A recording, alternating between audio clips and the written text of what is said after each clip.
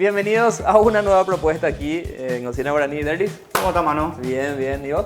Bien. Vamos a hacer el aperitivo, ya aperitada.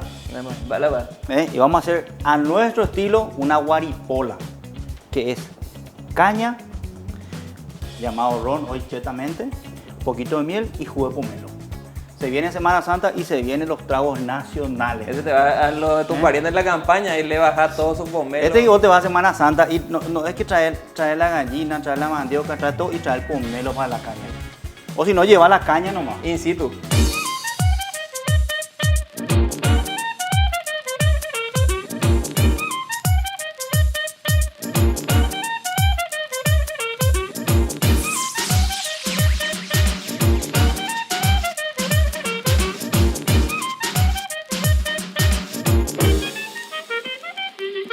Vamos a hacer rapidísimo. Un poquito de miel de abeja pura. Esto es para que no te pique la garganta nomás, no es para otra cosa. Miel de abeja, abundante hielo. Ese es remedio para merlo. Remedio para merlo, esto es para que no tenga más nada. Ahí vamos a agregarle directamente el juguito. Sin agua. Esto es solamente el jugo del pomelo.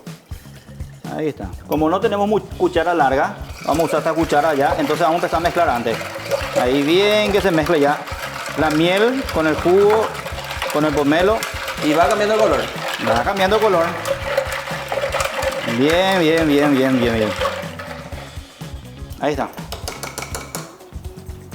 Y ahora vamos a agregar el líquido vital. Tenemos en este caso una caña Fortín suave de 8 años. Ahí está. Bien, bien, bien. Medio litro también ya está bien. Ya.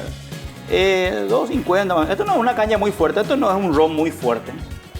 Para la gente, si nos ven de afuera, la caña para nosotros es lo que para ellos es ron, ¿verdad? Este es un añejo bastante largo de 8 años, muy buen añejo ya. Ven cómo se separa ahí la caña del juguito de la pucha. La mitad de la botella era muy importante va a estar este. Vamos a usar toda la más miel entonces. Está importante este. Ahí está.